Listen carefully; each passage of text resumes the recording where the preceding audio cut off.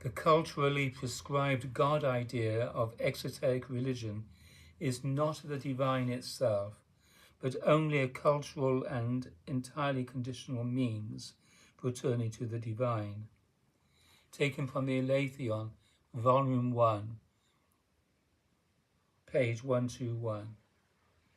The divine avataric self-revelation of his divine presence, Avatar Adidar Samraj.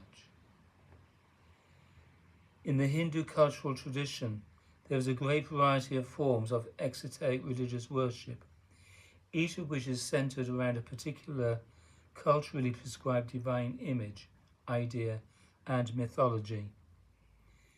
That focus of worship, however conceived in any particular branch of the Hindu tradition, is regarded as one's chosen form of the one divine absolute.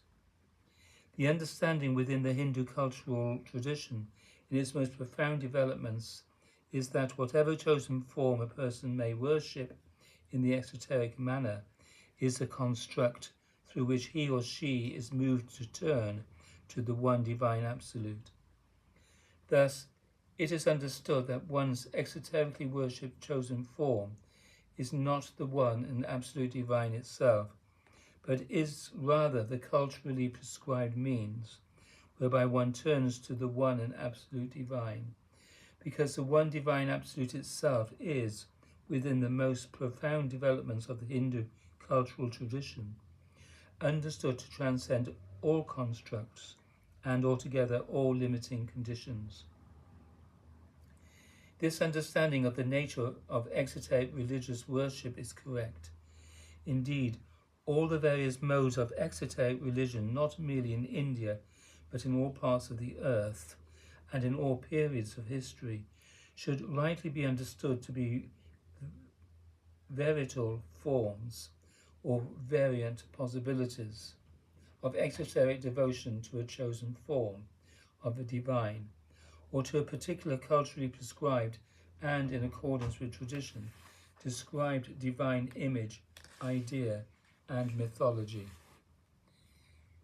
Westerners often mistakenly presume Hinduism to be irreducibly a form of polytheism, and as such of non-monotheism, or the worship of many different or separate gods, rather than the worship of one God, or of the one divine absolute.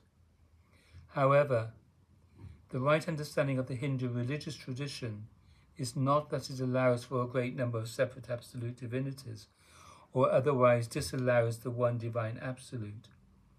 Rather, the right understanding of the Hindu religious tradition is that it, without prejudice, allows for the approach to the one divine absolute via or by means of any of the many possible chosen forms or chosen form traditions. The many different chosen forms, worshipped in the exoteric manner by different families of different local or regional cultures, are all presumed within the Hindu cultural sphere to be virtuous, because they are all understood to be means for turning to the ultimate divine, which is within the Hindu cultural sphere understood to be one and to be the absolute and only reality. The potential problem with conventional exoteric religious traditions in general is that any such tradition tends or may tend not to understand that its particular focus or cult of worship is simply one among many possible chosen forms. Thus, any such tradition may tend to presume or insist that it is the tradition, the one and only true and right and officially allowable tradition. Such is the origin of fundamentalism.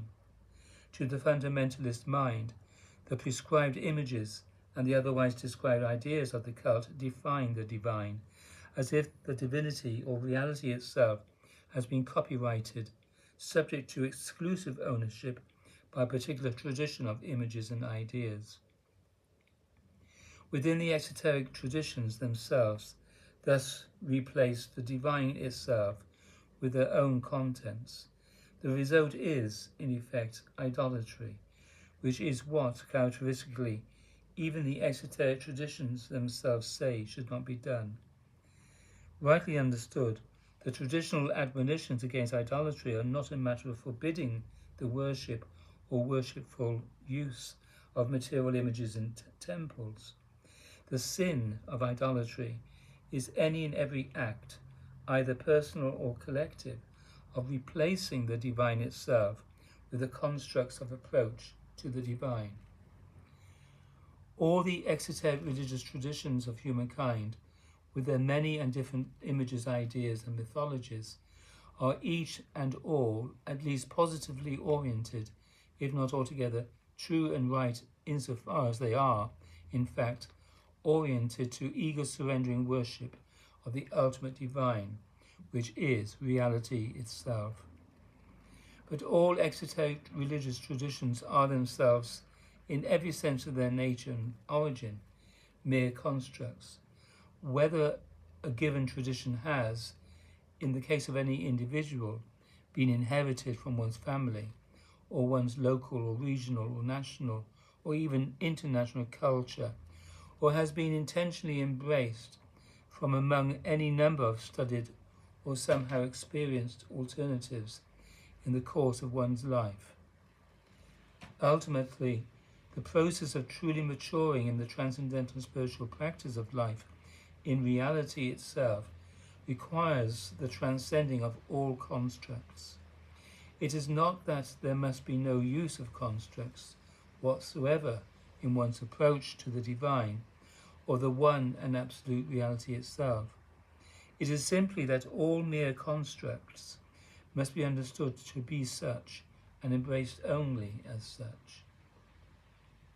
Ultimately, exoteric religion must become, or otherwise be superseded by, esoteric transcendental spiritual practice, the ego transcending, body-mind transcending, construct transcending process of entering by esoteric and in due course perfect means into that which is inherently beyond and prior to all constructs and limitations. Da, da, da.